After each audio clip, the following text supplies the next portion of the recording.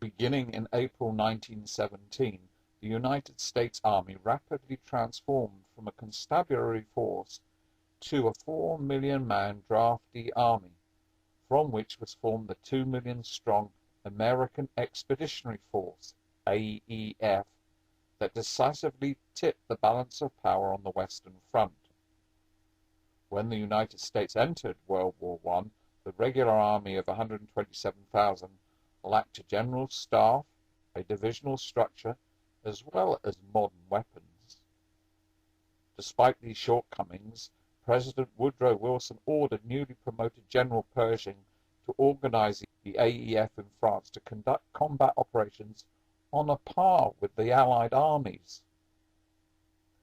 In the film, which is original footage from the US National Archive, troops of the 324th Infantry are seen debarking at Liverpool and eventually arriving at a rest camp. General Pershing insisted that American soldiers be well prepared before going to Europe. As a result, few troops arrived before January 1918. In addition, Pershing also insisted that American force would not be used merely to fill the gaps in the British and French armies, and he resisted European efforts to have US troops deployed as individual replacements in decimated Allied units. This approach was not always well received by the Western Allied leaders, who distrusted the potential of an army lacking experience in large-scale warfare. In addition, the British tried to bargain with its spare shipping to make the United States put its soldiers into British ranks. At this time, Southampton was designated the UK #1 military embarkation port. The procedure was that US soldiers would arrive at ports in the north of England and Scotland before transportation by train to Southampton or Dover for embarkation to Le Havre, Cherbourg or Calais. Though the first American troops arrived in Europe in June 17, the AAF did not fully participate at the front until October, when the 1st Division, one of the best trained divisions of the AEF, entered the trenches at Nancy.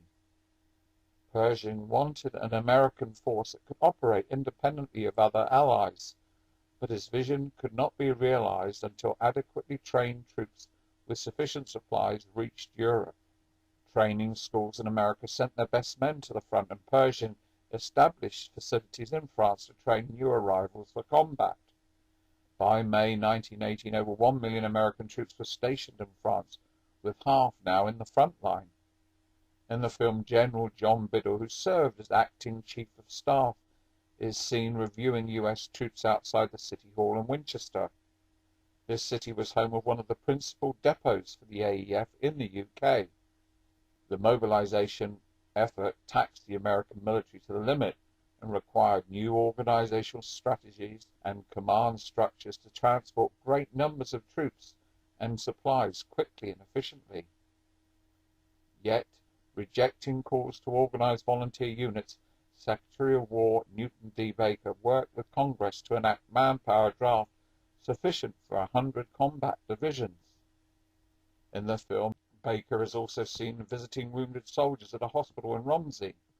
An American military hospital, Camp No. 34, was built in 1918 on Woodley Estate, formerly Jane's Estate, bordered by Winchester Road and Bracefield Road, which catered for US casualties, and later dealing with the influenza pandemic, with 433 patients admitted in a single month. In Southampton, with the army struggling to feed troops stationed on the town's common, the Avenue Church Tea Committee rose to the logistical challenge of providing regular meals for hundreds of soldiers at a time. Tables were put along the avenue with portable heaters ready to allow cups of tea to be handed to soldiers marching to the fort. They would then drop their cups off further down the avenue, where tram drivers would pick them up and bring them back to the hall. In the film, the 342nd marched with a band playing into Southampton Eastern Docks and Southwestern House in the background. The voluntary work was recognised at the highest level, with Clive Wigram, Assistant Private Secretary to King George V, writing, "I am to assure you of the King's appreciation of the splendid work done in Southampton for the troops embarking for overseas." The American consul, Colonel Albert Swarm, also recorded, his deepest appreciation and stated, "The church hall was the last English home for the multitude that used it to send a last message home before taking on the journey that led into dire battle, and for so many of them to the great test of the waiting beyond."